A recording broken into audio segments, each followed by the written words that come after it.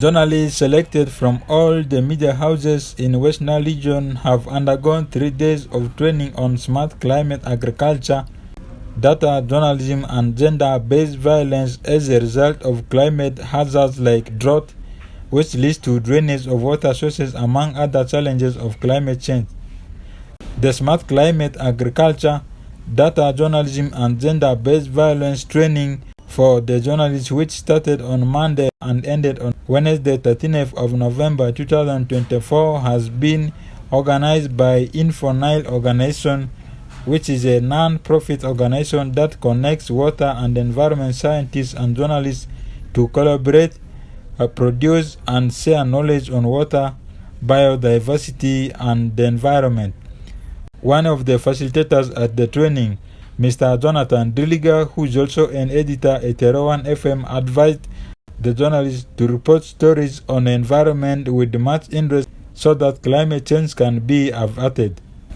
Somebody was advocating for ownership of stations by journalists. I think that's something we should be discussing. We're happy to see colleagues here owning media outlets, so that we can report these matters with a lot of interest, and I'm sure, and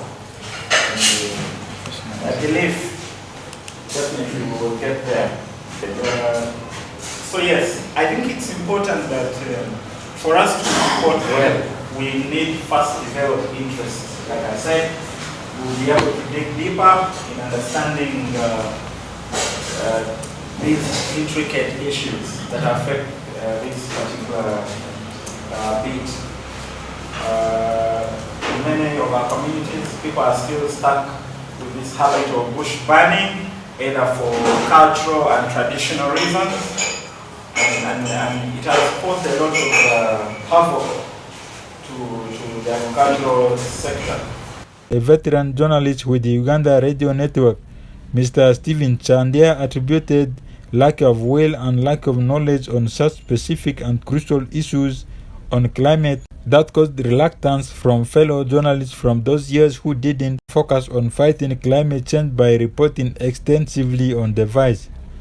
Well, some of them did focus, but we are not so much informed on issues of climate change, issues of water, issues of environment. These are now core in as far as climate change is concerned. Many of our colleagues who were there in the earlier times did not understand some of these things much, though some stories were done, but not considering so much what they can do. Now, this training has given us an inner assessment, a deeper analysis of what we can exactly do in terms of water, in terms of environment, in terms of other effects of climate change in our region. And so I think most of the journalists who now come now will be in position to do things better. We'll be able to look into the impact of human activity into a deeper perspective, bringing in figures, and also looking at what government is doing in terms of what the different departments are also doing, what the global community is doing to address the same challenge which the whole world is going through. And so I think we are now doing much better with this kind of trainings than some years back when we did not understand many of these things. Flower Josephine, voice of Made FM journalist who attended the 3 days training, pledged to implant in Made Okolo district the skills and knowledge she acquired from this training by bringing into their radio programs a particular segment for climate change. I'm going to implement this both in reporting on issues of climate change, and still I'm going to implement this in our programming. Bring in climate-related programs on radio, and even still, I will use this to talk to the community, to empower the community on, especially from this section bit of training. My focus is the human activities that are hazardous to climate change, and also empower women to actually have that strength. When you have that knowledge and you give it out, someone can at least pay attention than when you just blow, you don't know what exactly. Sometimes you go on the ground, people do not know these activities they carry are actually hazardous.